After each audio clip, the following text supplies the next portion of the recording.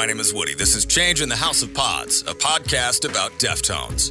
My guest today is Brian McKenna. Brian was the talent buyer at the Cattle Club in Sacramento. In other words, he booked the shows there, and he booked some of the most important bands of all time, often before they were huge, because, as you're going to hear, the Cattle Club wasn't exactly a big place, but it played a big part in the story of our favorite band.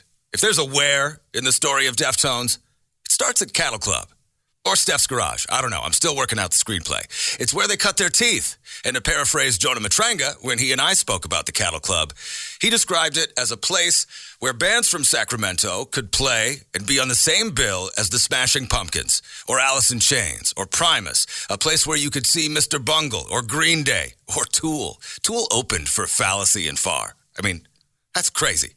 But having a place like that, a place to play in your town, well, that makes being an artist possible. And as you'll hear, Brian and Jerry Perry, the owner and operator, created that at the Cattle Club. I hope you like Deftones history, because this is it right here, man. This is my conversation with Brian McKenna. I started being a talent buyer at the Cattle Club in 1989. 19 years old, I think.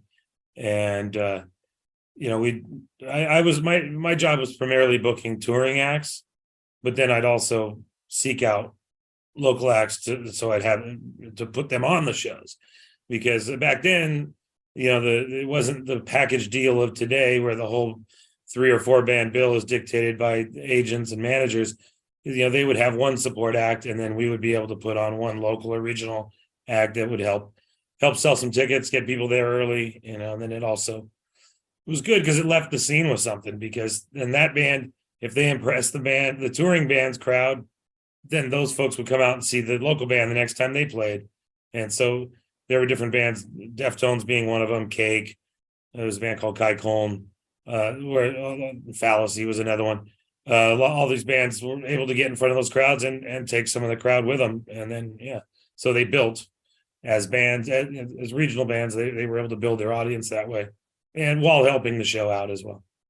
Was that typical? Was that typical practice? Or did somebody tell you to do that? And then how did you find these bands? I don't. Back then it was typical, just in that we were allowed the luxury of being able to have a local band on the bill. As far as finding them, sometimes these bands would be playing free shows out in the park. And you'd seem like, oh, who's that? And then, go approach them after they play. And, hey, we got this new band night, $3 Thursday. That's how Deftones ended up in the Cattle Club, is they played one of the early three bands for $3 new band night, and came in. I saw them that night. I thought they were great. It was like, Chino kind of reminded me of like Morrissey or Robert Smith meets HR from Bad Brains, had that vibe even back then.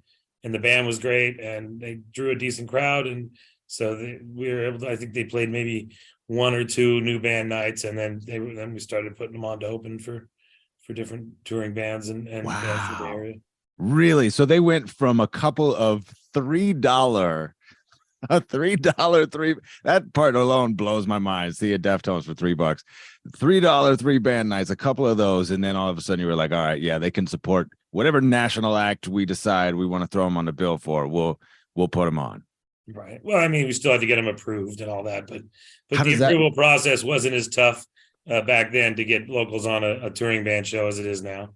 So it was, we say, hey, we like this band, we think they'll work on the show, and put them on, and off they went.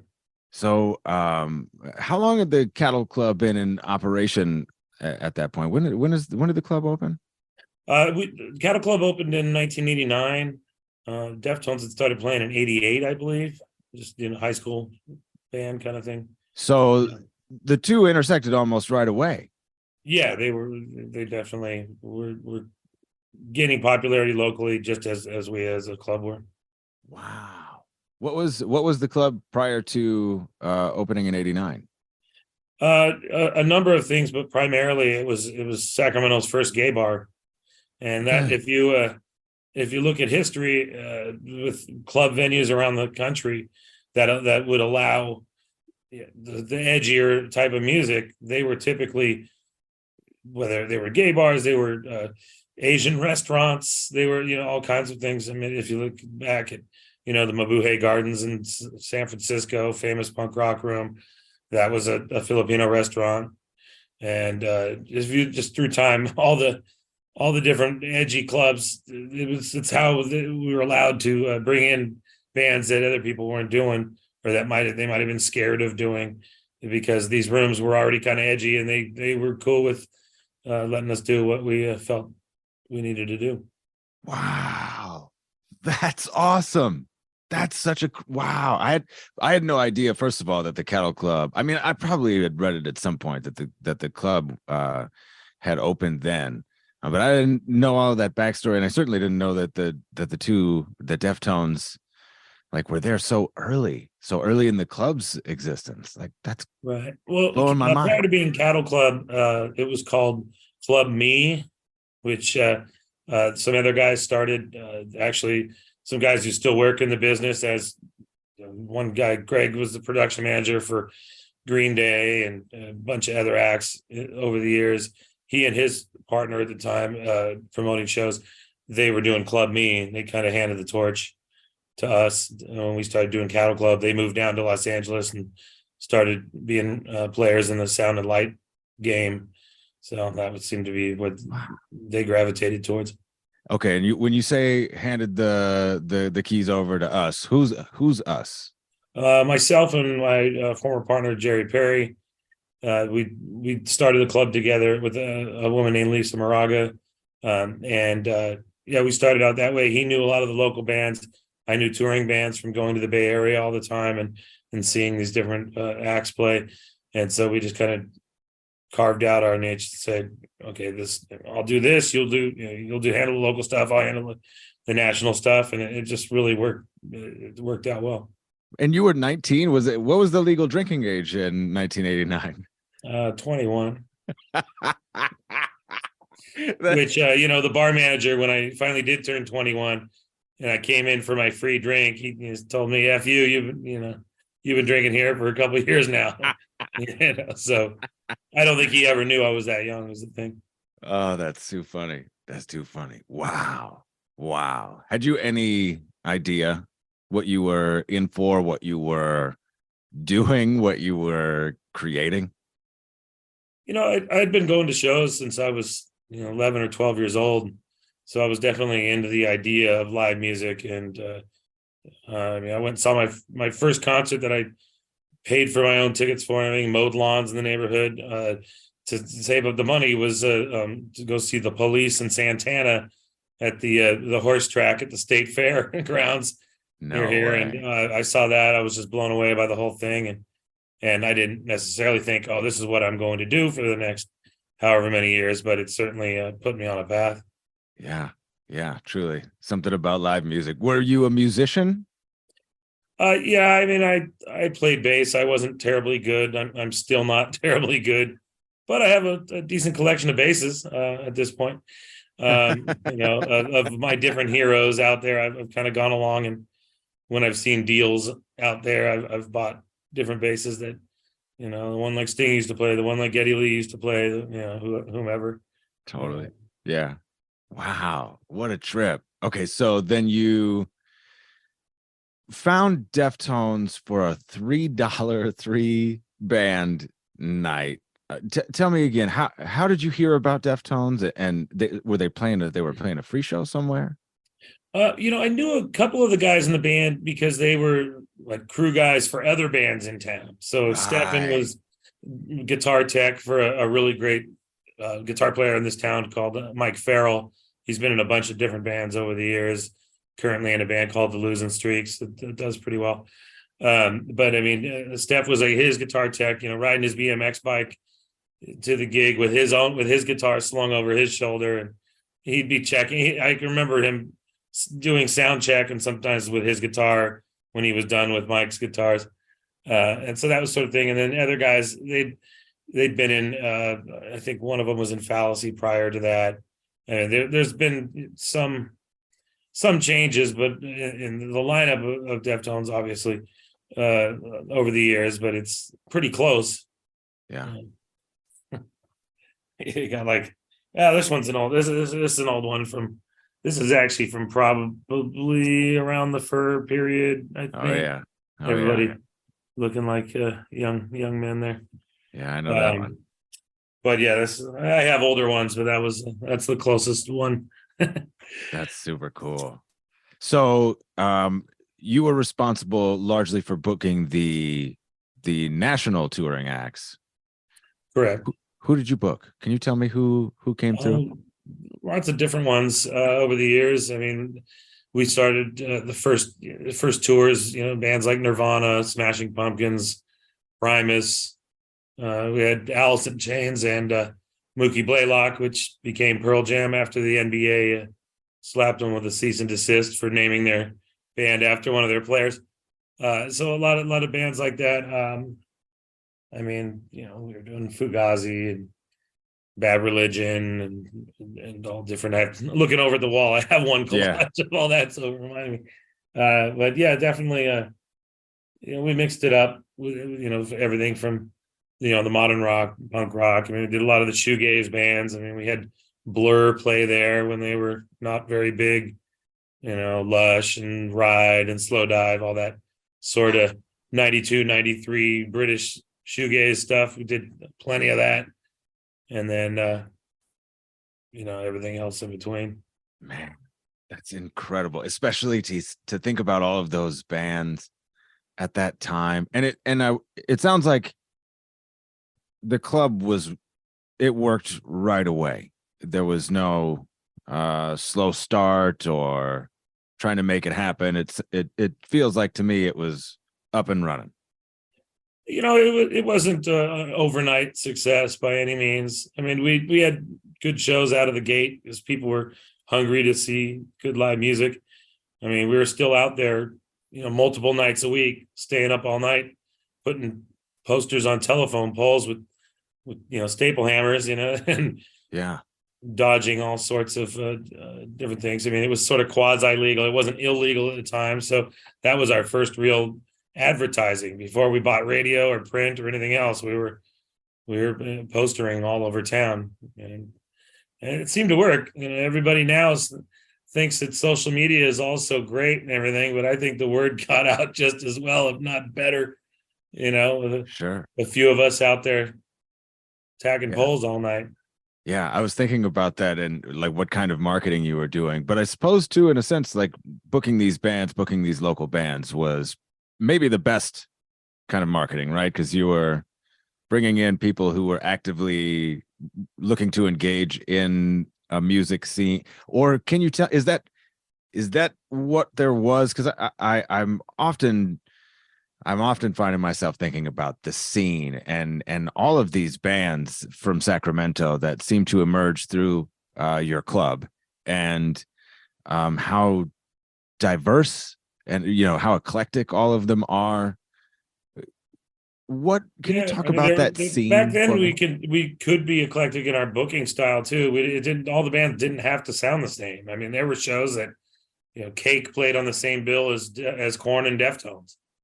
I mean, they were sort of odd band out, but it worked, and people liked the band, and everybody's audience would come out to see each one. And I mean, there was a lot of that. I mean, back then, that we were just allowed to kind of be a little more flexible with the genres of bands that we could put together. Now, like I said, nowadays it's all packaged up. Like it's all going to be like-minded, like similar sounding kind of bands out on a package tour together. I mean, sometimes people get a little creative on that, but it's not. I mean, it's the same like going back in history. When Bill Graham was booking the Fillmore or the Fillmore East, he was bringing in these jazz or blues legends to play with the Grateful Dead or Santana or Jefferson Airplane. And not only was he educating his audiences, he was also showing, in a lot of cases, showing them who influenced the band they were there to see. So, I mean, Blue Cheer, which is like original stoner metal, basically proto stoner metal, would be headlining over Ike and Tina Turner review, So I mean, the things he Wild. did, the things he was able to do back then. I mean, he really stretched the genres, but it did really educate his show going audience. And I've tried to do that over the years as much as I can. I can remember, putting a bluegrass band called the Bad Livers on to open for Cake at some point, and first of three band getting an encore. It's like they never saw string music before or bluegrass music before. I mean, they were kind of edgy, produced by the guy from Butthole Surfers or whatever, but Cool. edgy bluegrass, but bluegrass is the same. But Yeah. Different times.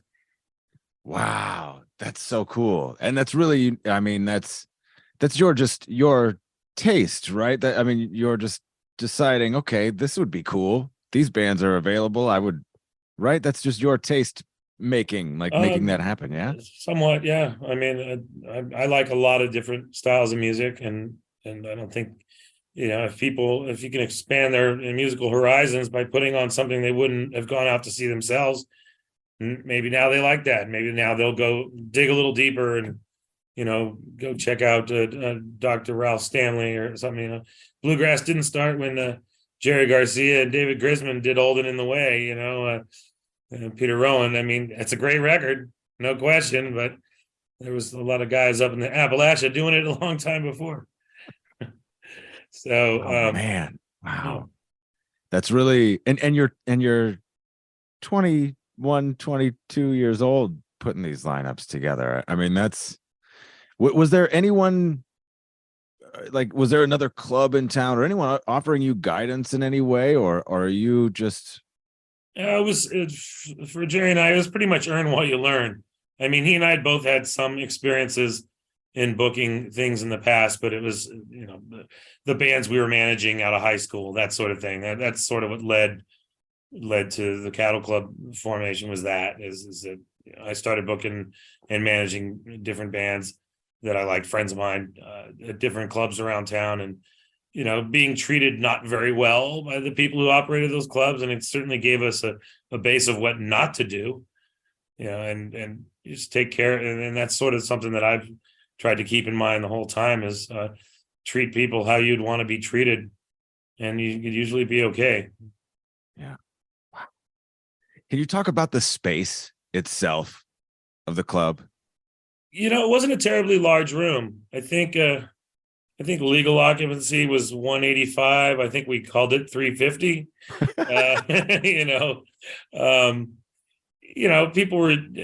We were all younger and thinner then. You'd fit more people in a room than. I've gone back and looked at it in recent years. It's been, I believe at the moment it's a sports bar or something. Actually, might be closed at the moment. Using it as a ghost kitchen to people who used to cook for their outside restaurants and food trucks and stuff. But I mean, it's been a number of things over the years. It was a barbecue restaurant for a while, and I'd go in there once in a while, just get some Q and get nostalgic and drink a beer and then leave and go, what happened? So yeah, it was, a relatively small room, with a backyard area with a fire pit that was going. And so it kind of had different environments. People go outside, you could see a lot of local band members and future rock stars hopping over the back fence to get in to see the show for free. We've certainly Name names. Got a few of those guys over the years doing that. I'm sure if you ever get them on the show, they'll corroborate that story. But yeah, it was, I've said it before and I'll say it here now. It was the right toilet at the right time. That club. It was, it was not this sterile environment. You'd come in, you're like, oh, it smells like a dead rat, or whatever. But I mean, every great club is like that. The CBGB's in New York. I mean, you could smell those bathrooms downstairs from the upstairs main room. Well, at least you could when it was a club. Now it's like Johnny Varvatos or some shit, and who knows. Yeah, it's probably nice and clean now. Lost its charm. Or the original 930 Club in DC, or just any of the really great sort of clubs that mattered were all pretty dirty and yeah. They have their appeal, their very particular charm. Certainly. But the stage itself, it's got a a little crowd space in front of it? Is it right in the bar area? Actually, no, it was separated from the bar area. That's how we were able to do all ages shows there, is that the bar was a separate room altogether, and after a while we put in a larger window and it felt like a big fish tank, really, looking in. But yeah, the 21 and overs drinking on one side, show on the other side. The stage was pretty small. It was 20 feet wide by 10 feet deep and only 2 feet high. I mean, it was wow. It definitely took you out. It definitely cut you at the knees when the crowd surged forward. Oh yeah. And we never had barricade or anything like that. It wasn't sure. There was no room. It would have eaten into a prime real estate if we had a barricade in there. And it wasn't after your occupancy. Right. Occupancy that was already a touch pushed. Yeah. Yeah.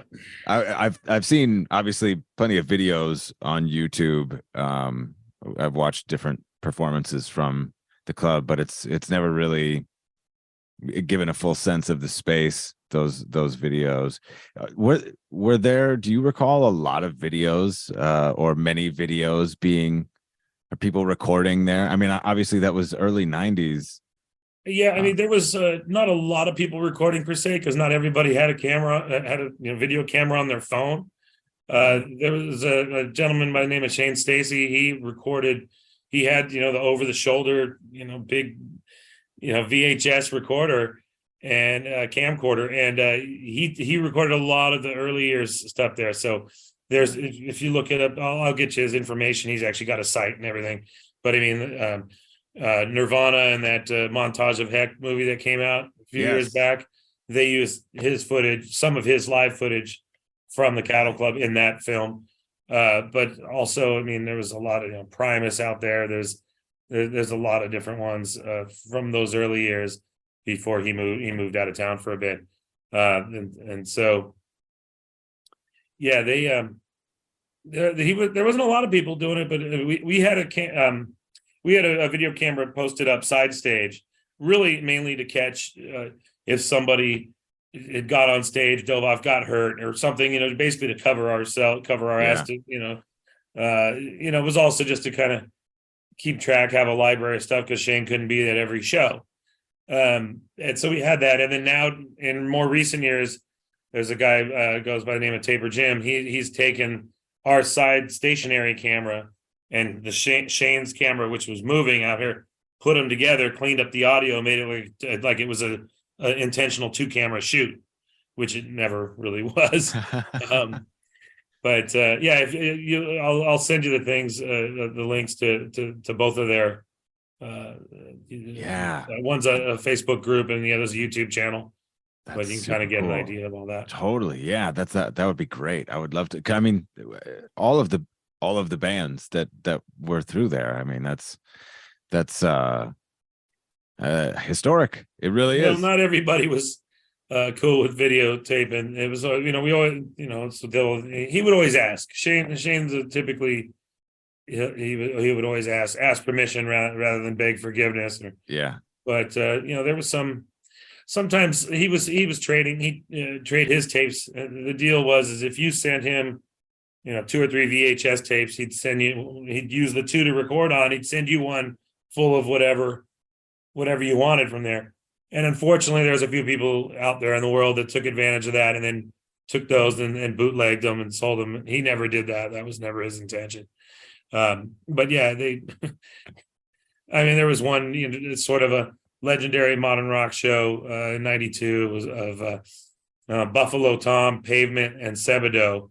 And we got written up in I think it was Melody Maker or NME. It was like our first bit of international press, a show that was reviewed, said the best show you never saw, and apparently somebody got a hold of the video of that, and Lou Barlow from, Sebadoh, Dinosaur Jr., whatever, was walking down the popular area in Boston where he lived or whatever, and found a copy and was a little not too happy about it. But it didn't come from us. It was just somebody that took advantage of the situation and, tried to make money off it. Wow. That's Wow. Yeah, I would imagine in the days of, with tapers and that, I've talked to a couple of tapers even for this podcast, and I could see everything, all of the ways that people loved it and hated it, and I could definitely understand how artists would feel irritated or peeved, but it's still Well, pretty if badass. if they had done a particularly good set that night, they're probably like, yeah, glad it's out there. But Right. if they were kind of lagging a bit, maybe they're like, ooh, I don't want that out in the world. I don't necessarily know what the case was in that, because that particular show, I remember it was all three bands were great, but Totally. For whatever reason. there's a bunch of stuff out there. They can type in Cattle Club, it'll pop up. Yeah. Yeah. Whatever band they like. There's probably 50 or 60. I don't think there's too much beyond that. Now every show has people holding their phone in the air. You gotta make a rule to make it to prevent it from happening. They got a lot of the big comedians and whatnot nowadays, and some of the bands too are Jack White in particular. Yeah, they have a thing where they lock your phone up in a secure bag that you can't get into. Yeah, and then they give it back to you, and they open it up for you at the end of the night. And it's kind of a good idea. As somebody who gets tired of staring at people's bright screens while they are decidedly not living in the moment, I want to watch the show. I'll remember the memory here. I don't necessarily need to see the show I saw on my phone the next day. So I feel that. I feel that both ways. I do both ways. Sometimes being a person who looks at a cell phone all the time now, it's like, okay, yeah, I wouldn't mind. I don't mind having Deftones on my phone. But I would also, I like it. The last time I saw him, I barely recorded a thing because I was just having so much fun experiencing the moment. I had to jostle myself to go, oh, you should put something on Instagram. No, I was standing there, front of house soundboard area in San Diego at the last Dia de los Deftones. Yeah, perfect angle from which to shoot if I wanted to videotape it. But I think it's rude to the people behind you and to the band for that matter if they don't really want it out there. And it was great. But I have a great memory of it in my mind. I'll have to live with that. Well, if you want to see it again, you got band members, parents, and kids, and it's like they don't want to be camera all over. I can appreciate that too. So tell me, how long was the Cattle Club in operation? It was only around. Well, I was there from 89 to 94, so I was there 5 years, and then I left to start my own company and do mostly larger shows. Smaller shows too. But just kind of was looking to expand from that. So I think it went on another year and a half after I left, and still kind of, it was at first. It's like work. You're your own worst enemy because you develop this great spot, this great space for shows, and now you're not doing things there anymore, and you're trying to get them somewhere else, and everybody's like, "No, we want to play the Cattle Club." So I had to develop other places and show them that, look, I've got. Come play here. It's better production. It's a bigger room, more comfortable dressing room, whatever.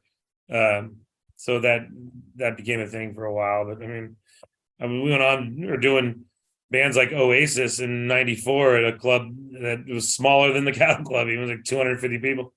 And so it just kind of took from there. I just started building up, some of these bands that I'd done at the club level. I was trying to move up into the theaters and the auditoriums, so I kind of needed a little space to do that. Sure. Within Sacramento or in the broader? Mostly in Sacramento, but I would go up as far north, mostly in California, but it goes as far as north as like Eureka and Arcata and Humboldt County. Of course, everybody knows Humboldt County from other reasons, but good reasons. The Emerald Triangle. Well, at least it was. I don't know how much anymore, but now everybody's grown. And I'd go as far east as say Reno, Nevada, or Modesto, which is another Central Valley town, and then as far south as Fresno. Pretty much, if it was a Central Valley, California town ending in O, Chico, Modesto, Fresno, Sacto, you know. So through 94, you were still booking Deftones there that entire time for the entire life of the club. Yeah, I mean, we started. They were moving up though, because by that point in time, I mean, they were able to sell the place out pretty well. The time I left, and then I think the next thing after that, next venue after that is there was an indoor skateboard park called The Grind out in West Sacramento, and it held 900 or 1,000, and so Deftones actually we did. I think Fugazi was the first show there, and then went on to doing Sublime and Rancid and Deftones and other acts like that, and it was a pretty short-lived thing, but it did have a good record. Every single show we did there sold out, so can't say that for most places. But again, it was only 20 shows. Yeah. Did you ever book them anywhere else? Oh yeah, we moved on from there. They played the Crest Theater, right along around the Fur time. They played the Crest when that was coming out or just coming out. They played Crest Theater level, but then once around the Fur, built and everything, and we brought them back. We did the last show on the tour for that record, and that was at the Sacramento Memorial Auditorium, which holds like 4,000. So it had built. I mean, between Adrenaline and around the Fur, the tour cycles, it built quite nicely for them. The last, I think on that one was Quicksand, and then had an opportunity to put somebody, we're like, oh, how do we make it kind of local leaning, but whatever. And Mixmaster Mike had been in the Beastie Boys and for a while then, and so we brought him in to play on that show because he had lived in Sacramento for some period. The aforementioned Grind Skate Park, we booked a show with the Beastie Boys there in '96, and it was just them doing their punk rock stuff. But it was the first time they actually met him.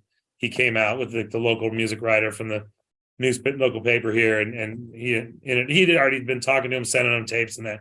So that's when he actually met them in person, and then that led to him being in that band. And so it was kind of, the idea was, it's a big homecoming for Deftones. Let's find somebody, and it was also kind of a big homecoming for Mixmaster Mike. So and then Quicksand was on the tour, and we always loved those guys too. So that worked out. But yeah, I mean, I've gone on to do Deftones in other markets, Reno, Nevada, a couple times. One time was funny. They played in a rodeo arena. Actually, I'm looking at the thing here. There you go. That was Incubus and Taproot, and probably about 2000. But funny thing about that one was being in a rodeo arena and on a county fairgrounds. When the stage was being built early in the morning, it was being built by county prisoners in prison stripes, the hats and everything. Really? It looked like oh, brother, we're out there or something. Anyway, but so I just remember in particular the guys in Deftones and their management and their crew all rolling off the bus early in the morning there because we had to make an adjustment to the stage, and they walk out above and look down and see all these guys in prison stripes building the stage. It was pretty amusing. Wild. That was not. I expected you to make a bullshit joke, like, the show was a bunch of bullshit because they played on a rodeo. But no, that was crazy. The craziest show that I've ever heard is the one that they did in Minneapolis here. That was up until recently was one of the craziest ones. That was in a parking lot, a McDonald's parking lot, here in Minneapolis. But rodeo's pretty. That's pretty nuts. Rodeo arena, yeah. It was there's been other ones. I mean, I saw them one time playing like kind of down in Modesto. It wasn't a show we did, but it was they played kind of like a wedding hall, sort of a vibe. I mean, maybe it held 1,000 or 1,500 people, but it was definitely ventilation had something to be desired, as well as the room acoustics, as well as everything else. But on your way up, you play a lot of places that aren't necessarily the best rooms. They're just the best ones at that moment. Yeah, totally. And not every market has a great venue or number of them. Sometimes you're stuck playing in the. I'm sure there's still to this day some pretty funky venues out there that people play because that's where you play if you want to play in that market. Totally. Yeah. Yeah. That's definitely, I can think of a few just off the top of my head here in town. So over the course of that time, at what point did you get to know the guys? Was there any point where you like started to develop a more personal relationship other than just like, oh, that's the band that we got coming in? Oh, with Deftones in particular, no, I would see them around town. I mean, you'd go into the early on when they were still working day jobs. You'd go into the Pescado's fish taco joint, and half the band was working there. Get a couple of fish tacos and a beer in there. Or just around town at the different clubs. People were fairly supportive if they liked their bands. Like, so if a band like Far or Will Haven or any of those kind of bands that they went on to tour with later, but they played with locally, they'd go out and support them. You'd see them at those shows. And just clubs in general, you'd see them, or the different, seeing the bands they like, Tin Fed and bands like that. They definitely kind, and they still, to this day, they still do. I mean, I still see Abe and Frank and now Lance. I see those guys out seeing live music in town, still supporting the scene. So it's good that they could be holed up not doing it, but they just going out there, and they're always cool to people when fans come up. They're always sign stuff, take photos. They seem to have no problem with that.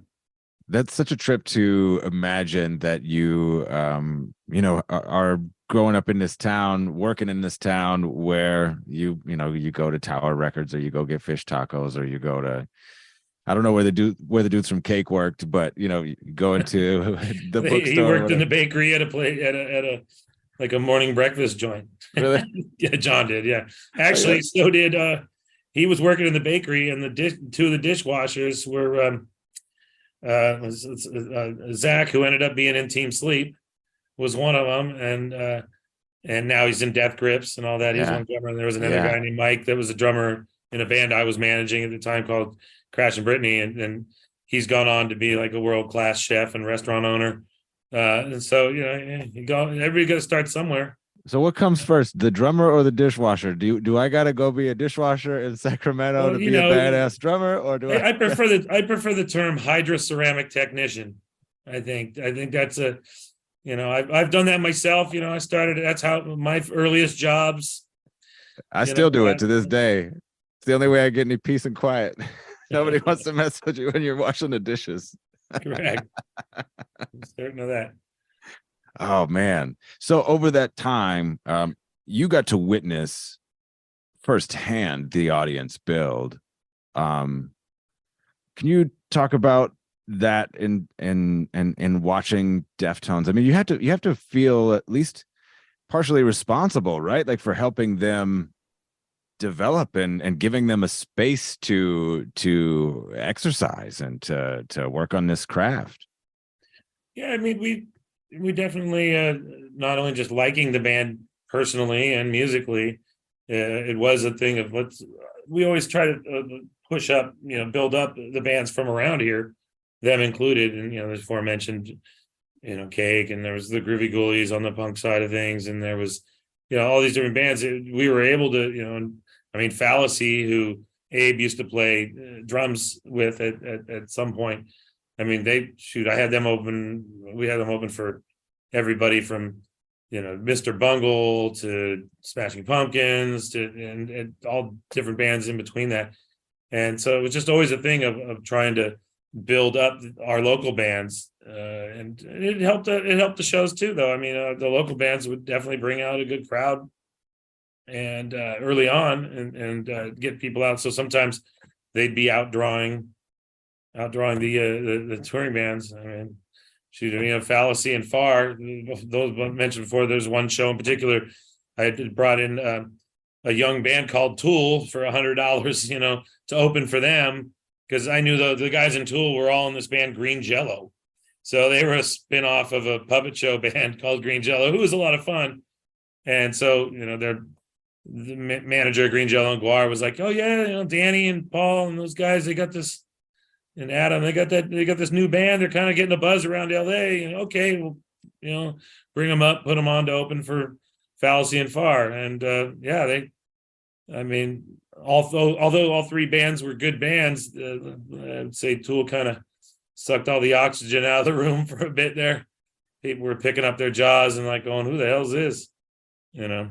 So there's moments like that too where it went the other way, and there's also moments where the local bands smoked the touring headlining band. So sort of it's a trade-off. But just Billy, it was sort of I guess the music scene was a lot more tight-knit back then. Bands helping each other out, getting on, trading shows with bands in other markets. I mean, that's how, Deftones started bringing the guys in Korn in from Bakersfield, and then they would in turn play Bakersfield, right, opening for them and in front of it. So, but, I have to say is the guys in the Tones, I mean, they definitely don't forget where they came from and everything. I mean, when they, on the eve of their, they did a listening party for White Pony at their practice pad out in West Sac. We were out there for that, watching that, and the guys gave me they had gotten their gold records certificates and records for the first two albums, and so they brought at that thing while listening to the new record. They it's kind of glary here. They they brought this out as a gift and as like a thank you for putting them on good shows and taking care of them. So how cool is that? They definitely, even like there's places around town, like their home bar they used to go to, whatever. They've got the plaque for they got the platinum plaque for White Pony now. Yeah, sadly I didn't get one of those, but I'm happy with these. That's great. Who knows? Maybe there's some floating around out there in the world. I'll end up with them. Yeah. Wow. Are Deftones the biggest band out of Sacramento? It depends on if you look at album sales overall. I don't know if it's in album sales. I mean, you've got the band Tesla, for instance, has sold a shit ton of records and still is out touring regularly and doing fairly well at it. Cake doesn't tour as much as they used to, but they certainly sold a lot of records. Papa Roach is from Vacaville technically, but all the guys live up in the area in and around Sacramento. Did they play the Cattle Club? Did they play Cattle Club? They would have. Cattle Club, after its initial run of 6 years or so, 6 or 7 years, came back as the original name of the joint was Bojangles. Went back when it was a gay bar. That was the name of it. Yeah. And so during those years, that's when those years was like more almost like the new metal years. So, we were doing shows at Bojangles with System of a Down and Incubus and all these kind of bands. 10 million for Deftones, 6 million for Tesla. Oh, okay. All right. Yeah.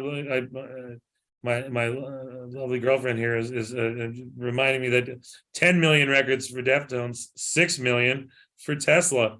So yes, I know. I don't know who the most selling records. It could at this point it could be that. It could be Club Nouveau had a lot of record sales with the Rumors. See, right?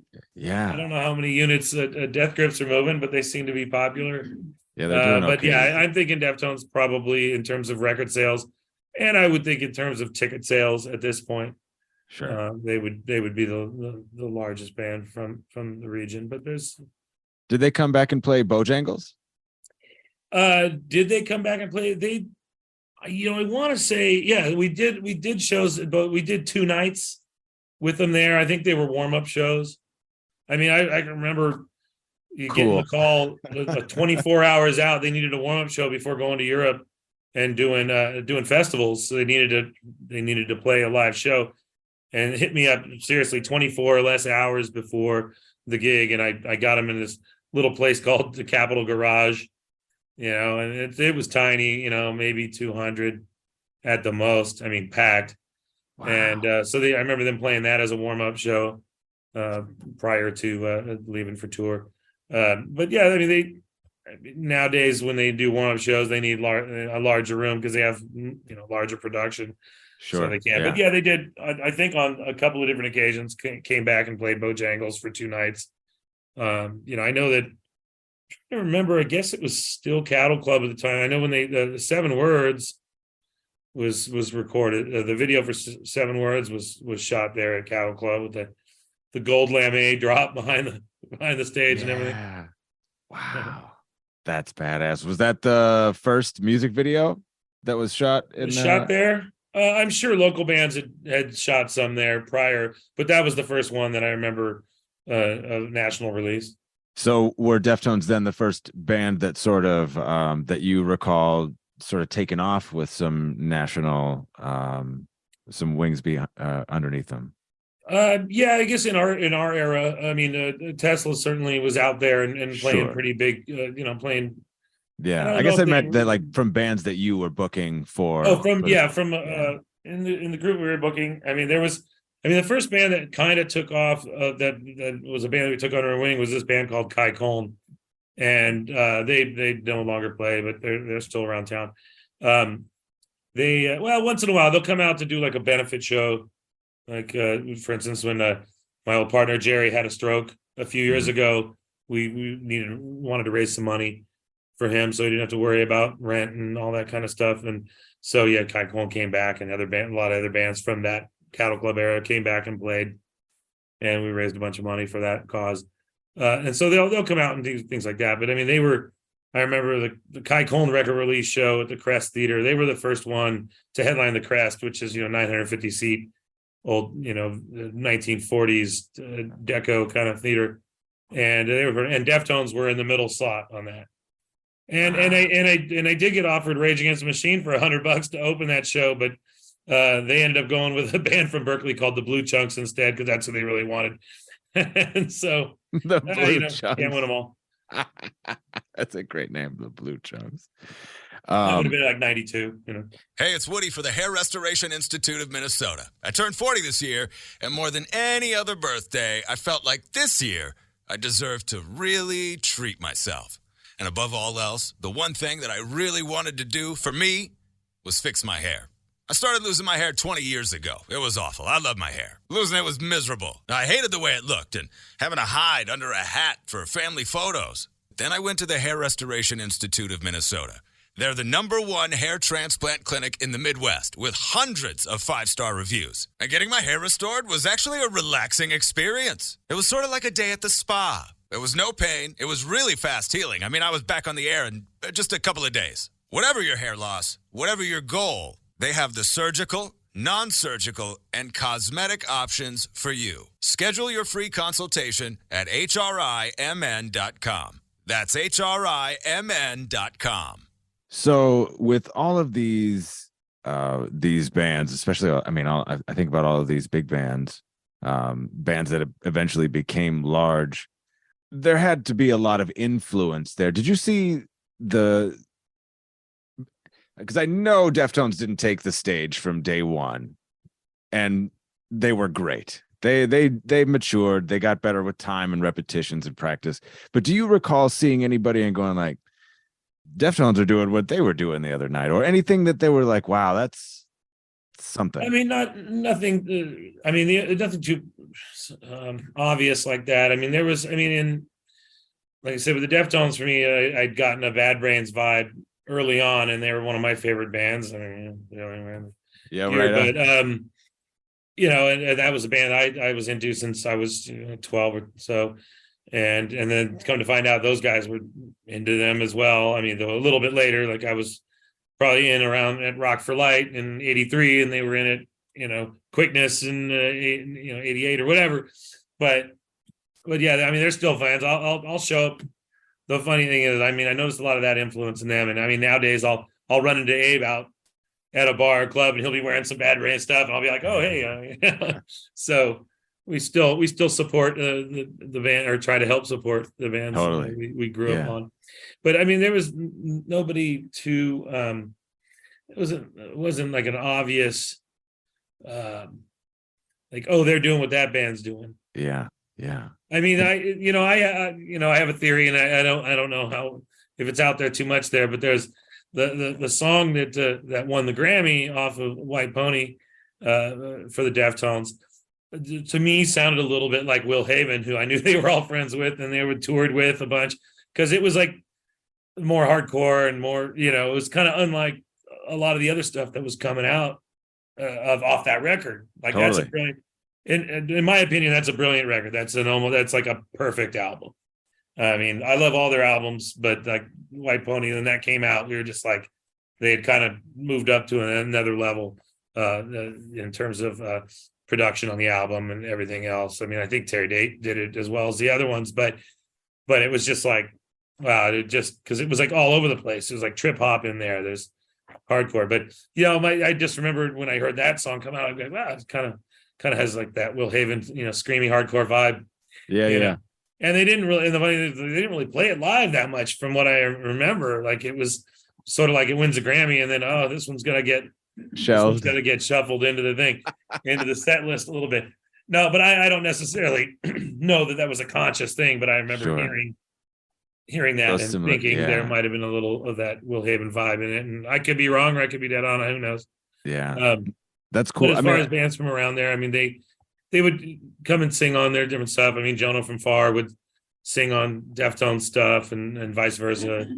So was there anybody else who would come and play with them?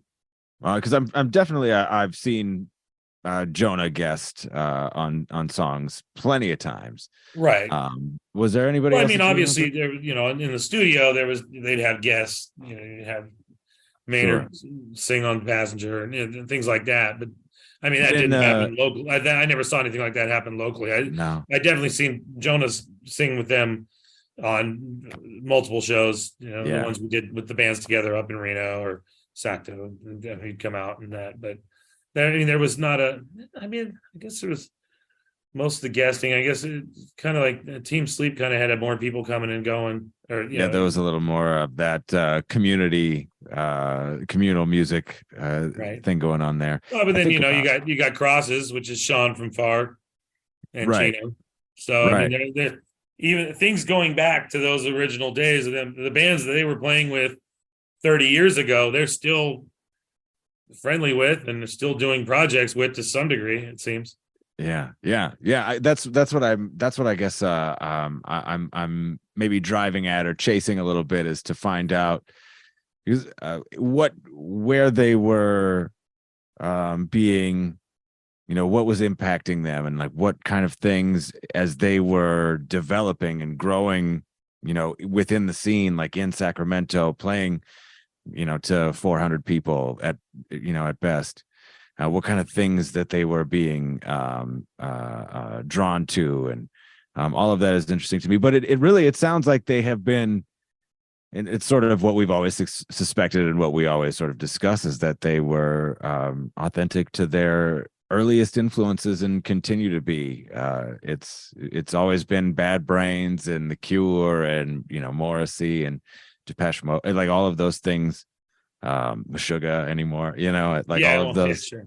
Yeah, it's cool to I'm becoming more like affirmed in this sort of newfound realization that authenticity has just been like number one important from the they've definitely had a lot of progression from each record too. Sure. I mean, the first one was definitely more heavy, and there's no lack of heaviness on any of the albums, but I mean, there definitely was a progression of like I said, when it went from heavy kind of whatever they want to say, rap rock or whatever early on, and then into things like the trip hop stuff they were doing and on White Pony and beyond that, they were just, and bringing in different players obviously gets a different vibe, right? So, bringing Frank in after in the second, third record,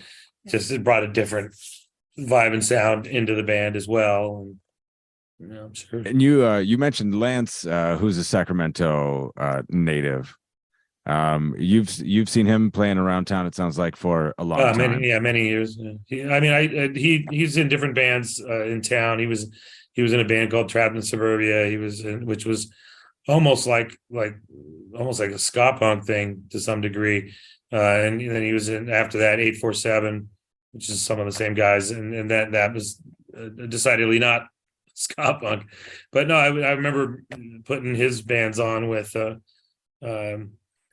Goldfinger and just bands like this. I remember early on, maybe they played with some heavier bands, and then I was like, oh, maybe some of this third or fourth wave ska stuff that's coming up right now would be more fitting, and it's great. Which is kind of funny because on the flight back from San Diego, on there, Lance was on the plane and we were sitting together, and he was actually reminding me of all that stuff. That's why it's fresh in my head who they would have been playing with. But yeah, both those bands he was in, and he was in other bands, I believe other bands too. But they were always good. He was a good player, and that's right. I knew he was kind of hanging around and those guys a bit and everything. But when he came out as the new utility guitar player, and then of course on the overseas stuff, he's doing all of it, I guess. Yeah. And he's great. I think he's great. I think he's got a hell of a scream too. I've said it before. He's got almost a Chi-esque scream. Right. It harkens back to on some of those songs. I'm gonna miss I miss that. I miss Chi a lot. He was a good guy, good friend. Can you talk about Chi? We knew each other from back 30 plus years ago, and tend to hang out a bit. I can remember he and his first wife had broke up right at the same time, and myself and in a long-term relationship had broke up, so we were kind of going out a lot, hitting the bars and hanging out a bit, and that kind of got closer during that time, and up until the accident and everything. I was down there the day after it happened, and holding his hand and talking to him, and trying to give him some PMA and get him out of that, and some positive mental attitude, whatever, get it, again, going back to the bad brains on that. Yeah, right. Totally. That was sort of their thing. He was a greit guy, and it's really sad that he wasn't able to pull out of that entirely, and wear your seatbelts, people. Yeah, truly. So what are you doing now? You're still booking nationally, correct? You're still I'm still promoting shows. I'm not doing 200 shows a year up and down the state like I used to. That's kind of more of a young man's game, I guess. But still doing 80 or so shows a year, and still working on bands that are up and coming, and then bands that I loved from over the years that I worked with and still continue to do so. So you're still like in the music scene looking for new bands. Are you still, how do you do that? Are you like, is it the same thing? You're looking for a band that's playing a free show at a what I'm hearing from people, oh, hey, there's this band out there, they sound really good, they're playing whatever club coming up, I'll go and try to, if a couple friends, enough people whose opinions I respect enough for saying, oh, these guys are good, just go check them out, I tend to do so. Okay. And then occasionally Deftones call you and they say, hey, can you find us a space? We're about to go hit a festival and we haven't played in a while. Yeah, I mean, I haven't done a proper show with Deftones in a number of years now. But I still go support. I still go see them. Whenever they're anywhere within 100 miles, or I guess San Diego, that's 500 miles. But anytime that they're around and I can go and check, I see them. I do. Whether it's San Francisco, whether it's San Diego, whatever. But they don't play the market as much as they used to here. I mean, they'll do they'll do an aftershock now and again. They don't. They're sort of I think they're due for a Sacramento proper show. Yeah, I think I might know the guy to make that happen. Yeah, I want to go. I'll say that, but sure. Since you did, yeah, no problem. Do you? I'm sure. In all of the shows, probably beyond tens, maybe hundreds of Deftones shows over the years. I'm sure you've seen some pretty wild stuff. What comes to mind? What's something? I don't know, wild so much. I remember.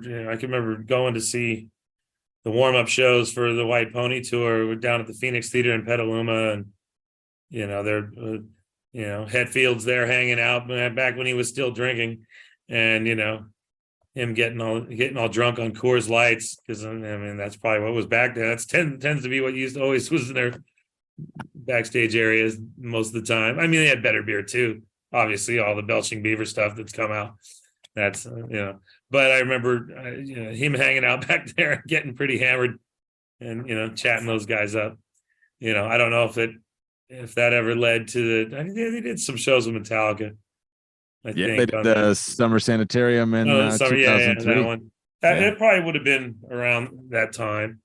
So it's as far as, I mean, wild. I mean, there's been shows that there's been some pretty wild shows that I'd promoted with them, and none of which resulted in a lawsuit. So that's good. Knock on wood.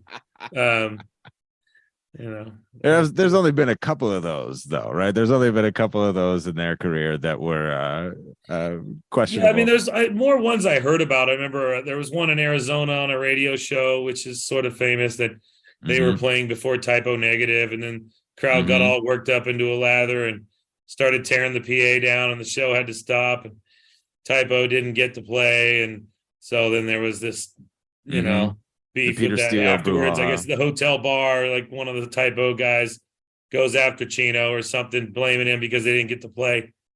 And then funny enough, like a few days later, I had Typo Negative playing at a venue here in town.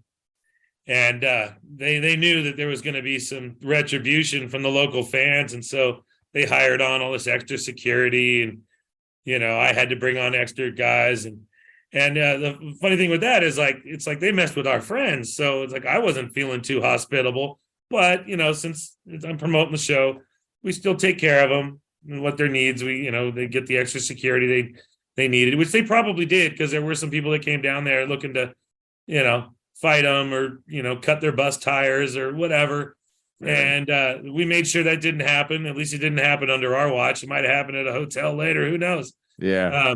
We kind of had to bite the bullet and take care of them, even though they were not cool to some friends of ours in the Tones. But so what we did was we all have different Deftones shirts from over the years, right? So I instructed my all my crew and everybody, security, whoever had one, wear it under your shirt, your security shirt, wear it under whatever you're wearing. And then during their last show on stage, on their last encore, everybody pulled off whatever they were wearing to show their Deftones gear. So like everywhere they looked during their last song, they saw all of us wearing that. So that was kind of a fun one to just fuck with them a little bit. That rules. Rules. Oh man, that story has really given this podcast a boost. The Peter Steele fist fight story. I don't even think Pete was the guy. I think it was one of the other guys. I don't know if Pete was actually the one doing the choking or whatever. Really? I think it was like a guitar player. I could be wrong. I wasn't there. I don't know. Do you know who was there? Who was there? Who knows? Chino knows. Who else knows? Well, Pete Steele's a big guy. I mean, yeah, but Chino's scrappy. He's a skateboarder. He can scrap. Oh no, I wouldn't. I didn't think he couldn't take him. I just remember Pete. Somehow I had heard it was like the guitar player or drummer or somebody, but Pete was too busy posing for Playgirl back then. He didn't need to. Yeah. He didn't want to get it. He wasn't trying to fight. Oh man, that's dynamite. I love that. Oh, what a tremendous story. What a tremendous. I can't say I was ever a big Typo Negative fan, even before hearing news of them, messing with the guys. I don't know. They came in like they're doing a bunch of goth metal covers of, Neil Young's Cinnamon Girl. It's like, I'll take the Neil Young version. Thanks. Oh, that rules. I know the East Coast people, they like their Typo, Whatever. That's cool. That's East cool. Coasters and strippers. That's who likes Typo Negative. At least that's who liked Typo Negative when they came to play here.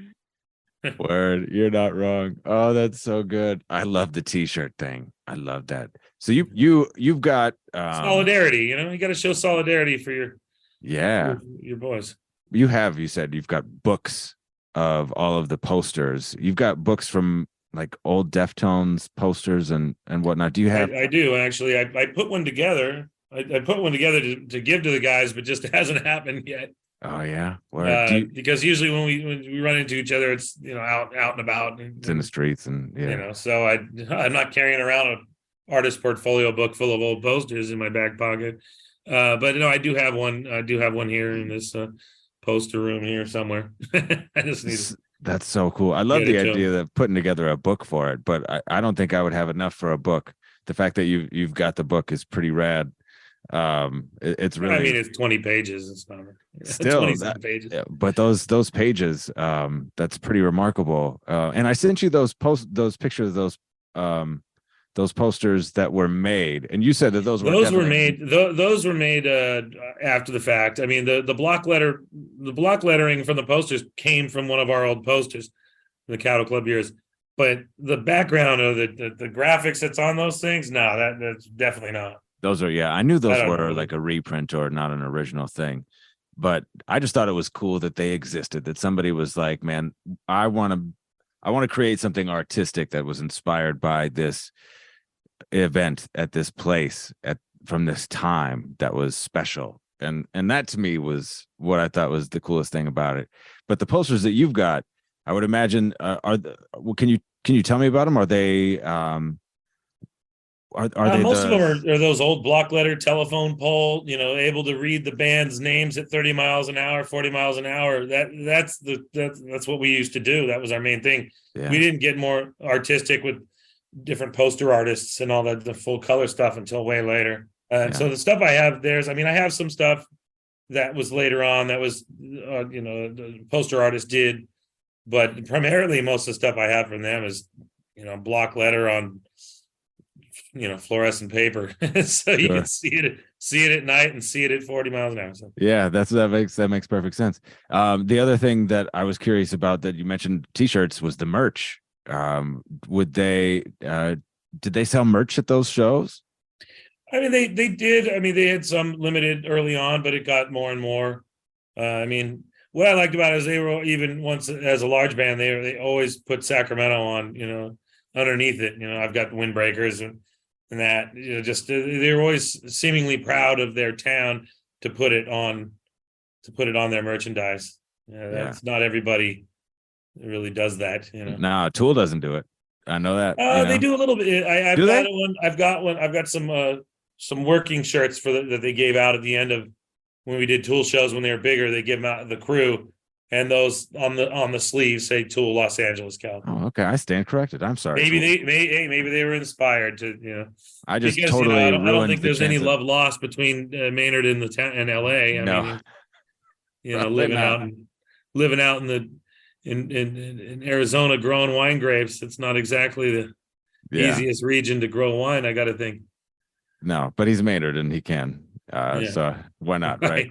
Nobody's going to tell him. He's certainly fetching more per bottle than most people would be based on that. I know. Yes, I would imagine. He came to town and set up shop at the Whole Foods and sold a bunch of bottles for $80 to $200 a bottle, signing them and whatever. Did you buy one? No. Not that I wouldn't, but But Snoop Dogg wine's only $15. Right. Les Claypool, he's got his wine now too. Yeah, he's out there, and it's decent wine, just as Maynard's wine is pretty good wine. But again, they're fetching more per bottle because of whose name's on it, so to speak, than necessarily the contents of the glass. Yeah. But he's making Les and his wife there make a good Pinot. They're in Sonoma County, some of the best Pinot Noir grapes. Okay. This side of the Willamette Valley, I'm told. I'm not a huge wine guy, but that's supposedly the two. That's the word. The two great growing regions for the Pinot Noir.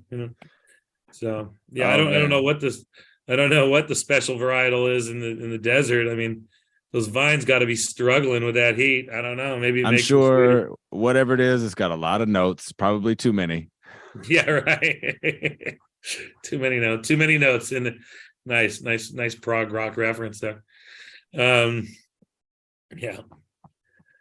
this has been incredible. I really I really can't thank you enough for participating and helping to really, this so much of their history and so much of what I've learned about my favorite band traces back to Sacramento and to the Cattle Club. So having you on is really it's tremendous. Can you tell me, you said Jerry had a stroke a couple of years back. How's he doing? He's definitely shown a lot of improvement. With the stroke as major as that was, you're definitely learning how to walk and talk again. So he's coming along well in that department. Well, he's coming. I still see him. He comes out to shows. Yeah, somewhat regularly. We went and saw Roxy Music in San Francisco at the basketball arena down there, and with St. Vincent, and he was there with his family, and he's still getting out, seeing a lot of shows. I know. I just saw his wife at a show the other night. He wasn't there with her, but his son works at one of the clubs I work in. So it's all, everybody's still kind of. We're all around, still doing it, still active. That's great. Sacramento is kind of that town. Most people that have moved away from here tend to move back. If you look at our team's doing well again. Like Sacramento Kings doing well again. Didn't they just beat your team last night? Yeah, they did. Yeah, I think so. In overtime. Yeah, that's right. Yeah, they did. And so they still do, but it's funny, like our the old dream team of Peja Stojakovic and Vlade Divac and Mike Bibby, all those guys. Yeah. They all moved away. I mean, Vlade retired as a Laker because it was probably a higher point of pay and a higher pension. But he came back to live in Sacramento and help work with the team.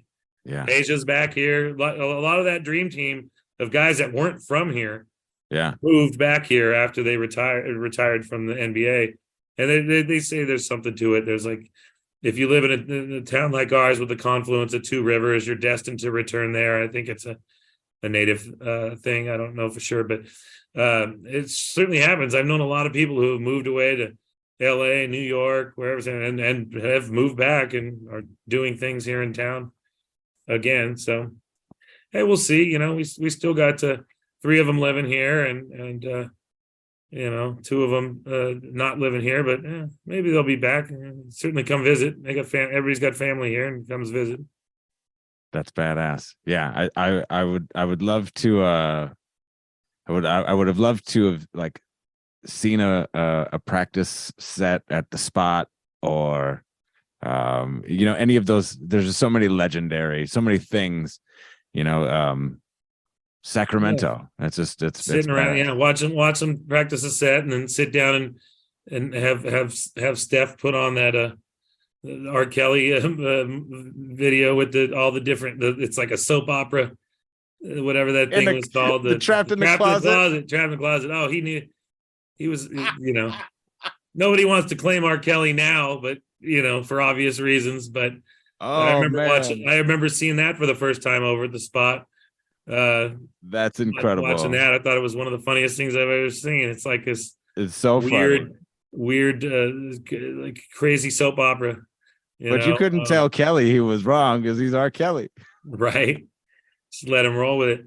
I remember one time because we typically would do the last show of the tour for every Deftones tour. Yeah. Usually in the last 10 or 15. 20 years, it was a Memorial Auditorium, the 4,000 seat, all brick building. Everybody saw their older relatives graduate high school, or you saw your first shows there. I remember seeing Dio on the Holy Diver tour with Queensryche on the first EP, things like that there. Badass. And so they would play there. That would be the last show of the tour. And I remember this one in particular.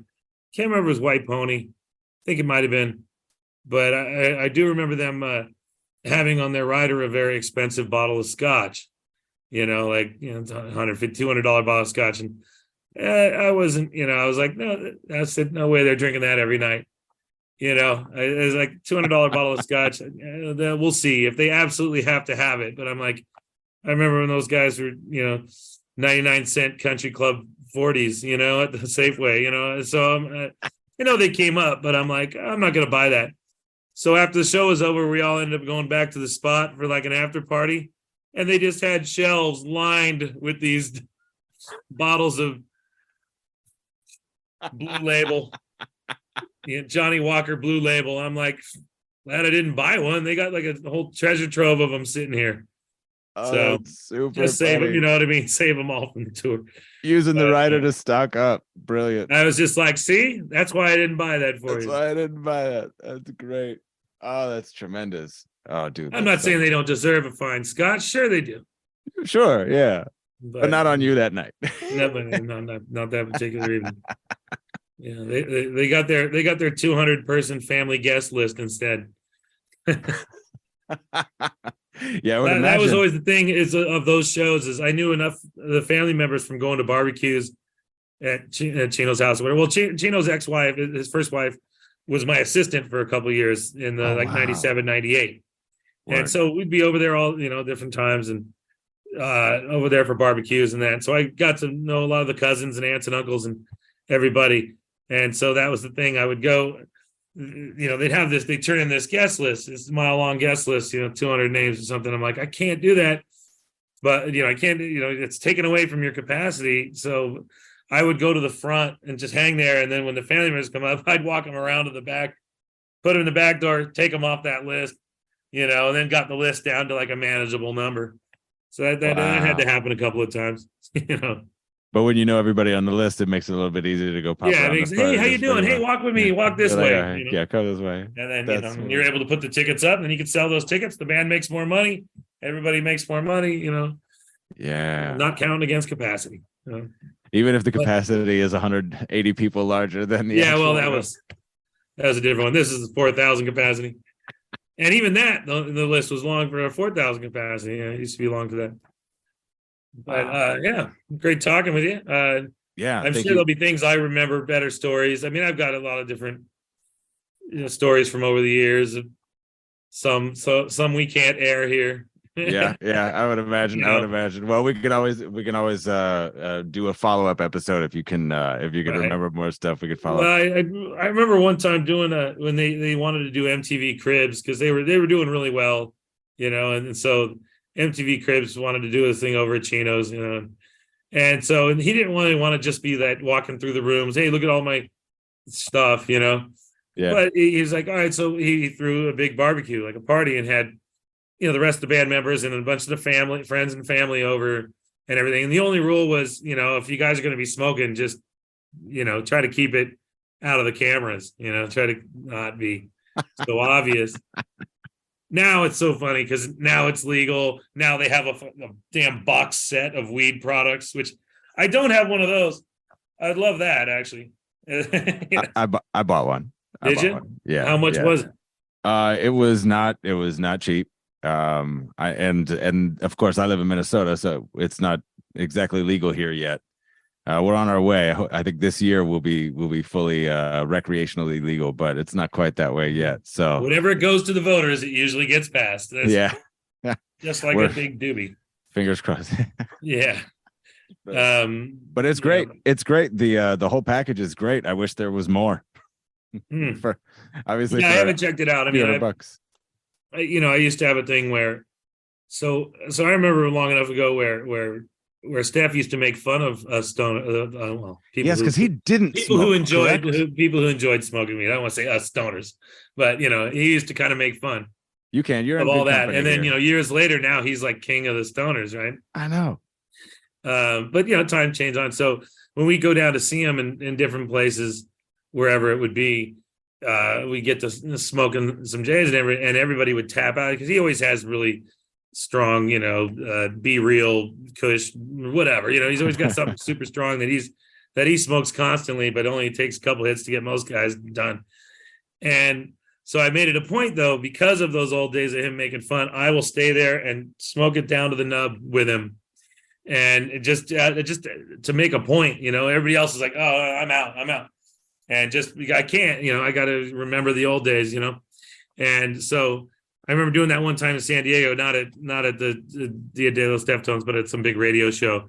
And we did it. And then watching side stage, I kind of had almost like an out of body experience. So So it was fun, but at the same time, I didn't tap out. So much like, respect. I can't. My mind just goes back to him going, "Oh, you fucking stoners," I love that. I love that, man. Oh. You literally just described one of my. Well, actually, at this point, it's not just a personal, but also a professional goal is to get to smoke with Steph because, Well, like you said, he's the king. He's going to be smoking. So, maybe all I got to do is be with him. You just got to get yourself in the place where that's happening. And, that's what's up. Oh, man, that's the coolest shit ever. Okay, so the way I like to conclude every podcast is with a request for recommendations.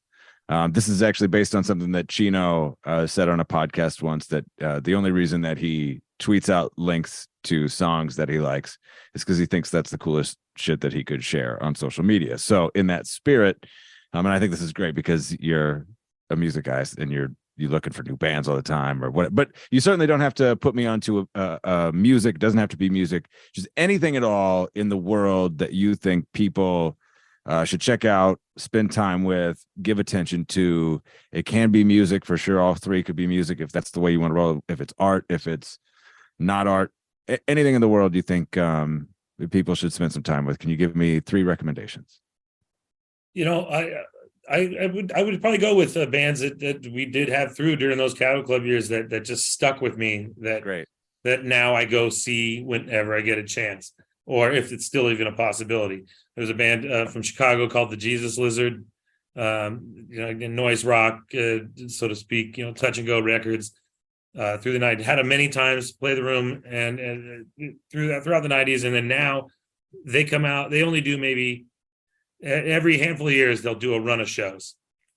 And so that's something that I do. And I have a crew of guys, we go see them every time. It's usually 2 shows. Last time was Seattle and Portland. Time before was LA, San Francisco. Time before that was San Diego, LA. And so just going to just one of the greatest live bands out there. There was a band from Canada that unfortunately no longer exists as a band called No Means No. One of my absolute favorites. Had them play my 40th birthday, which was also my 20th anniversary of doing shows. Wow. Back in 2009. Great band. Though they have retired, there is a in-depth book coming out this year about them. And Jello Biafra's label Alternative Tentacles is reissuing all of their back catalog. It's been really hard to find, especially on vinyl. But that's all being re-released. Those are 2 of the 2 things. I got to come up with a third thing. I absolutely love the Melvins, another band. You can see you got some posters behind me around the room. Another band, been doing it forever. They were, Kurt Cobain's probably biggest influence, all that stuff, but still they're out slugging it out, playing clubs and doing it very well every night. Those are probably 3 bands that I gravitate towards the most in terms of listening or going to see whenever they come through. I mean, the Melvins are going to be out with Mr. Bungle, the more metal Mr. Bungle that they're doing now with Dave Lombardo on drums and Scott Ian on second guitar. Mm-hmm. So that's coming through. Do yourself a favor and see that. That's badass. Those other things, but there's other things I can get into. I have a love of fine tequila, but I'm not going to go down that road. Did you try the Deftones tequila? I haven't. I don't know if you've seen the label. Wow, I gotta seek that out. Yeah, mine's it looks down to the last swallow there. Yeah. Just I might have to check it out. I wasn't even aware. I mean, I've tried pretty much all of the different Belching Beaver beers from them. I even got a case or 2 of the I'm not a huge fan of New Belgian Brewing, which is the Fat Tire and all that, but they did one for Clutch. It's another band I love dearly. They did a thing, and when the guys were putting it together, it was supposed to be a really good double IPA, but then when it came out, it was this total Franken beer. And it's funny because the guys in Clutch, I knew, like doing shows and buying hospitality for people or just hanging out with bands, you kind of get to know what they like to drink or smoke or whatever. Yeah. And so with Clutch, I always bring them back when the good beer was harder to come by, bring them big bottle beers of different ones. Like one guy likes IPAs, one guy's like double IPAs, one guy likes sours. When they did this beer, this collaboration beer with New Belgium, the Clutch beer came out. It was like a blend of like IPAs and sours, and it was like a weird, like a weird table. Thing. It wasn't half IPA. bad, but it wasn't like a daily drinker to be any. It's like But kitchen sink IPA. bottles were cool, much like the Deftones, Day of the Dead bottles and that kind of stuff. The bottle was cool. So I got a case. I gave one bottle or 2 cases, gave one bottle to each of my crew of friends that's super into Clutch, and I kept the other case sitting. I'm sure that they've gone bad by now because they're not, That's okay. If you're like that, you really shouldn't. It's like live, all the yeast and hops are like live. You shouldn't keep it like that, but whatever. Who knows? Maybe there's enough alcohol in it to save it. But now seeing that, I'm gonna have to try that there tequila. The tequila I highly recommend, and the weed is great too. Definitely. I'm certain because that I've done enough times with them to know that. I mean, they do like good things, good beer, good weed. Sure. Yeah, high fashion, all of those things. I think make sense.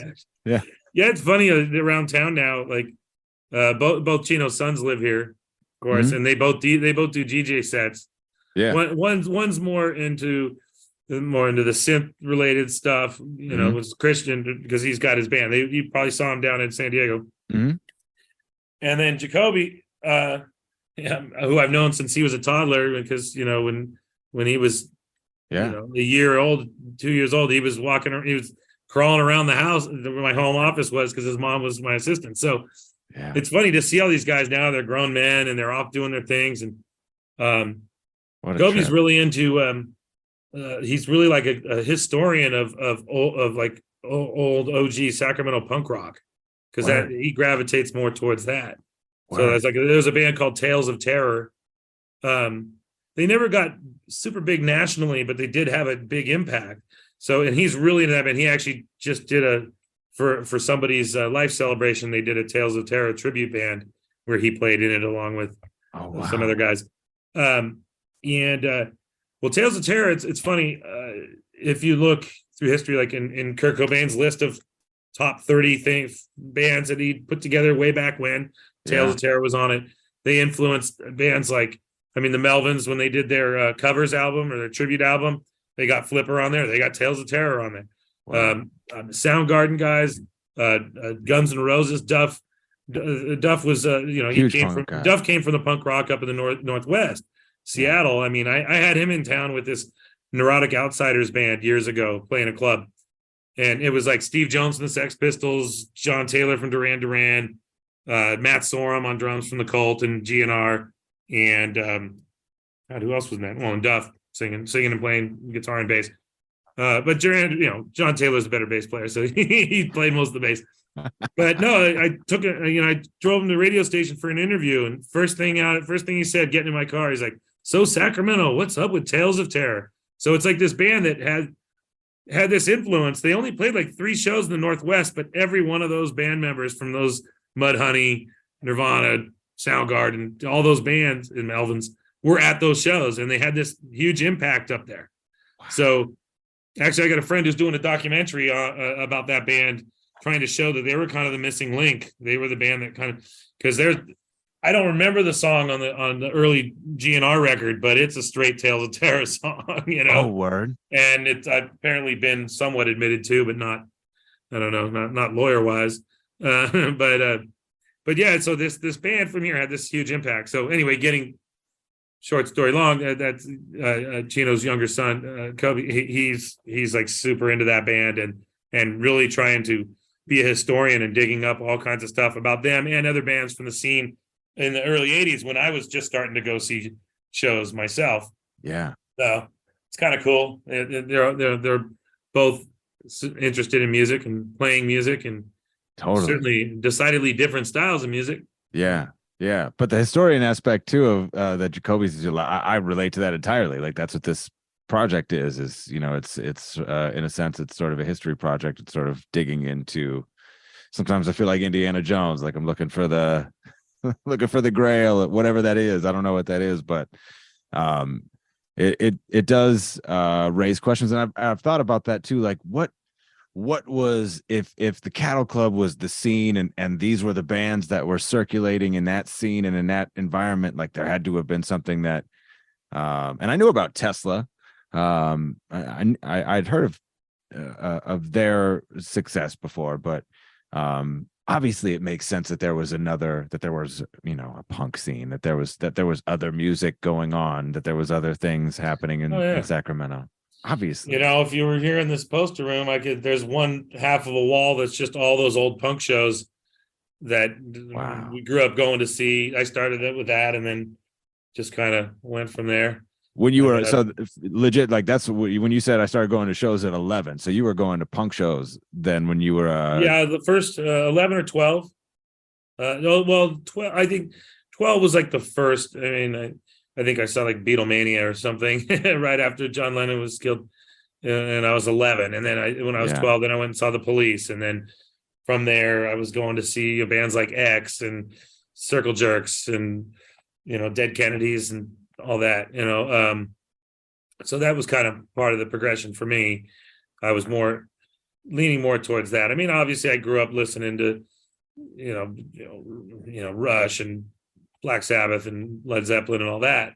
But and even though I got to see some of those bands, I mean, to me, being able to, go see a band like X or Bad Brains, and then years later be able to promote shows with them, that I'm kind of, full circle fanboy, I mean, when X comes to town, I usually go out to dinner with one or two of them. And I mean, at age 13, 14, 15 years old, I was just like a huge fanboy. And now I'm just like, hey, they're cool people. It's everybody. That's the whole idea. Like, as long, bands like aren't, as long as they're not too full of themselves, they're, usually pretty cool to hang out with. I mean, now I have had over the years a few times that worked with people that I was super into that I'm not so into anymore because I had to deal with them and they were a pain in the ass. Yeah. I won't necessarily name names, but they're out there. Maynard, no, I'm just kidding. You know what? He wasn't that bad. When he got, I mean, he's always sort of had that sort of vibe about him. He was pretty much that guy when they weren't big. You know what I mean? He just and he's all right. I mean, I know with whatever, off the record on this one. I mean, we started out Tool for $100 for those two local bands. Next time I had him through with Rollins Band for maybe, I don't know, it was $250 or $500. Obviously, it's great when your favorite band tours in your town, but what do you do when they don't? We travel to see them, of course. And believe me when I tell you, the Hair Restoration Institute of Minnesota is worth traveling for. Hey, it's Woody. I'm lucky. HRI is 5 minutes away from my house. But if you aren't in the Twin Cities, you are also in luck. With their Hair by Air program, HRI will reimburse your flight, get you to and from the airport for free, and they have complimentary on-site hotel accommodations. Yeah, that's right. There's a hotel attached to HRI. This is literally the best case scenario if you want thick flowing hair like a Viking or a rock star or a lion. Well, maybe that's too much. Check out the Hair by Air program at the Hair Restoration Institute of Minnesota at hrimn.com. All right, now what are we going to do with this guy? We can't just leave him lying around. Right? There's tons of stories. I mean, I can remember like in like 97 or 98, back when Celeste was my assistant. She's there holding down the fort. I'm in New York for CMJ Music Marathon, which used to happen. I don't think it does anymore. If you remember this, College Music Journal was a trade. Yeah. It was a trade for college stations and indie radio stations.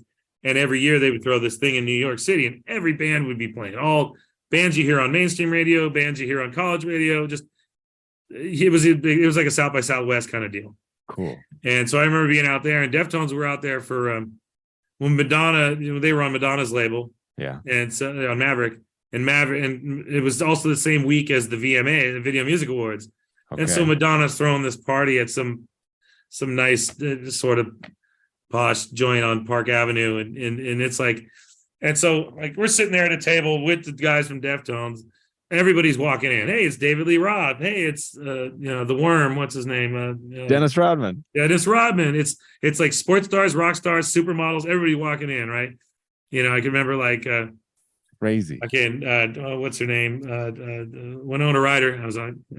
She walks in and Abe's like, "Oh, I'd like to make an American quilt with her or something." You know, like we're just joking. We're just like we're just riffing on everybody that walks through the door. You're like, "Oh, it's Right. Paul Thomas Anderson, and he was dating Fiona Apple at the time, and she's like yelling at him." And I'm like, "Oh, rugged." You know, you're rich and famous, still dealing with the kind of shit that regular people deal with.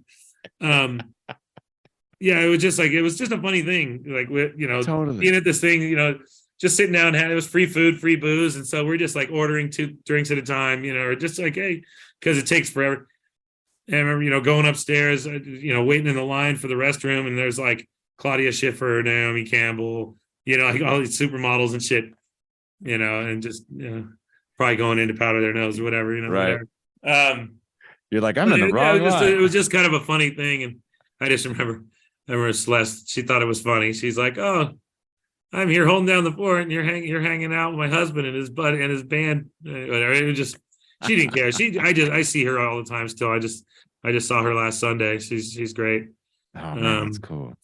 And but yeah, it's a funny world, It's just knowing all the, I know all their parents, and I just love the community. I just love how. Well, if you were down, were you at Dia de los Deftones? Were you back in that little area at all, or no?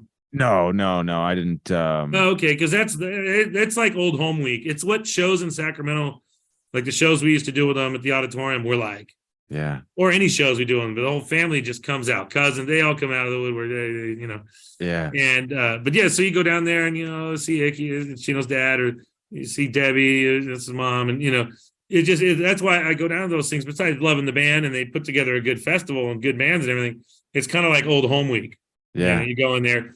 There's on the baseball stadium side is where all the dressing rooms and where the family area is. And it's just like a big bar. It's like one of the baseball game bars. And they, different years they've had like big old tubs of all the Belching Beaver beer. They didn't do it that way this time. They had some, but they were just pouring it on tap and keeping track of it, I think.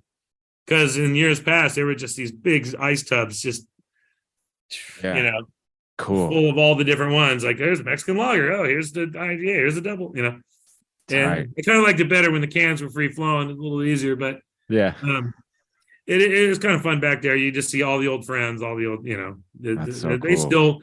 they still hang with all the same fucking dudes from junior high and shit, Yeah. Seeing. I got to hang out back there in 2019.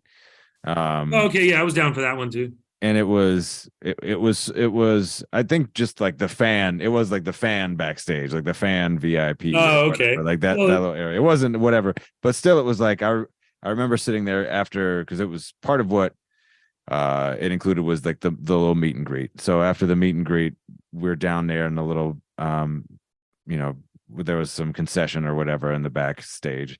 And I remember sort of what you were sort of akin to what you're saying. Like I remember looking over and be like, oh, there's Crook and there's Todd. Oh yeah.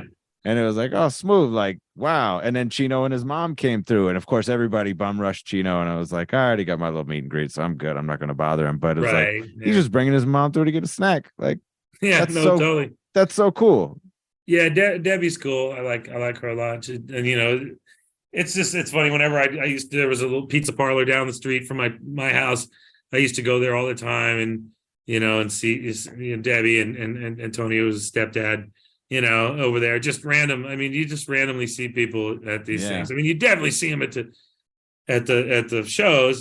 Sure. In San Francisco, they're cool about that. They have a room. They played the Civic, and they had a room there where it was like, hosted bar, open bar. I mean, limited stuff, but they didn't have any of their tequila out there. Sadly, I would have loved to try it. None of that Blue Label scotch. No, yeah, donate that. I don't even think they're even into that anymore, because the last time I went down, what was the last Bay Area show I was back at? It was Shoreline, Concord Pavilion. I don't remember. It's like, I think Frank was really big into making those horse's necks. It's a bourbon ginger beer and an orange peeled like a corkscrew. Oh yeah. He was big into those for a while. I don't know if he still is. But everybody had their thing, the different things they were doing, and so you go back and, hey, what's up? It's funny. I was thinking earlier that same fucking San Diego radio show I was thinking of years ago, where it was, Deftones, The Cult, Foo Fighters, Incubus. It was on that same tour. It was Deftones, Incubus, Taproot, 2000. And so we had done the show in Reno, and then they said, hey, you should come down to this show in San Diego. We're doing all these bands. All right, cool. And Chi was still alive and playing in the band. And I remember he was like, he goes, hey, let's go down and say hi to Dave, right? Grohl. Okay. Because then I'd worked with Dave in the past, like way back when he was in a punk band called Scream, like late 80s. And then I got a photo around here somewhere. And then again with Nirvana in like 91, right before they really broke. And so we go to, and also in 95, Foo Fighters had just started, and they were out on tour with Mike Watt from the Minutemen and Firehose. And they were the backing band. It was like Foo Fighters and Eddie Vedder were the backing band for Mike Watt, basically. Holy shit. Wow. This is 1995. And I've been friends with Watt forever. He's from San Pedro. That's where my mom's family is from. Pedro, man. Ain't nobody more proud of Pedro than him. Jeez. I know, man. I know. I follow him because I follow him mostly because on social media because he's from Pedro. I mean, I don't know. Maybe he knew her. Maybe I've asked her. My mom's I think a little bit older, so okay. Yeah, mine is too, but it's funny how, the kid that was playing drums in Watt's band not too long ago was like the son of the guy he went to high school with, Yeah, my mom says she lived down the street from D-Boone or something? A couple of the Beach Boys. Oh, okay. Yeah, when they were, I guess, in Pedro. Right. Yeah. The funny fact about the Beach Boys? Only one of them surfed, and that was Dennis, and he drowned. Yeah. So sad to say, but true. Only That's member. why they stayed on the beach, not in the water. They weren't the water boys; they were beached boys. That's it. Yeah, right. Shit. Yeah, he didn't. He didn't shower before that trip, right? Figured he just washed up on shore. Yeah. Yeah, that's interchangeable with JFK Jr. and John Denver, by the way. John Denver did pen the classic "Leaving on a Jet Plane," as recorded by Peter, Paul, and Mary, right? Right. He was a little bit off. He left on a ultralight experimental plane, ditched it, ran out of gas, or ditched it into Monterey Bay. Most people don't know if they don't know the backstory, but John Denver was like a crazy alcoholic. Word. He like wrapped like 3 Porsches around trees, drunk driving. Yeah, way. Everybody thinks of him as the guy in Oh God, yeah. or whatever, on the Muppet Show. This like all American good guy. No, the guy had some. He had some demons. Guy had some demons, like everybody. Like, who doesn't? Yeah, for real. But yeah, I mean, I'll probably think of. So you guys were. Oh, what I was getting at, going to see Dave about Chi on that story. He goes, hey. He goes, let's go say hi to Dave. I'm like, okay, maybe he'll remember me from, doing this thing. And we come walking in the dressing room door, and he's like, dude, right? He like looked to me, and I'm like, no way, this guy fucking remembers me enough to do that. And this is years ago, and I'd heard it at the time. There was some Eddie Vedder look. I think it's the cheek things or something. I don't know. But he goes, oh fuck, man. He goes, I thought you were Eddie Vedder, and right. And I go, well, I know him. I heard that before from like a radio station program director from Seattle said that once to me. Yeah. This is when I was in my 20s or 30s or whatever, Yeah. Not 50s. Yeah. And so I heard it before, but I wasn't like, It's totally hit you by surprise. Now I've actually seen some pictures from back then, and I'm like, oh, I could see maybe, where they, but he thought that. And then he's like, oh, hey. He goes, I said, well, no, I met you promoting some shows in Sacramento. He goes, oh, yeah, cool. Yeah, I remember that place, whatever. Hey, let me get you a drink. And he poured me this Crown and Coke, and it was so fucking stiff. I had to come back and ask for more Coke, which is usually under a different pretense. But anyway, So he, it was seriously like fire breathing cocktail, Yeah. And then fast forward to Sunday, watching the game, watching the fucking playoff game. Dave Grohl's doing ads for Crown Royal now. It come full circle. It's come full circle. Yeah. That sort of that was funny when you mentioned that, because the first thing that I thought of was, oh shit, he was just in a Crown commercial. But like literally, for you, that had to be like, holy shit. No, I was like, coming from a mile away. I go, this is totally fucking appropriate. I mean, he poured me the stiffest Crown and Coke of all time. Feels good to end on a Dave Grohl story, right? Not the first one we've had on the pod, but still a good one. Thank you, Brian.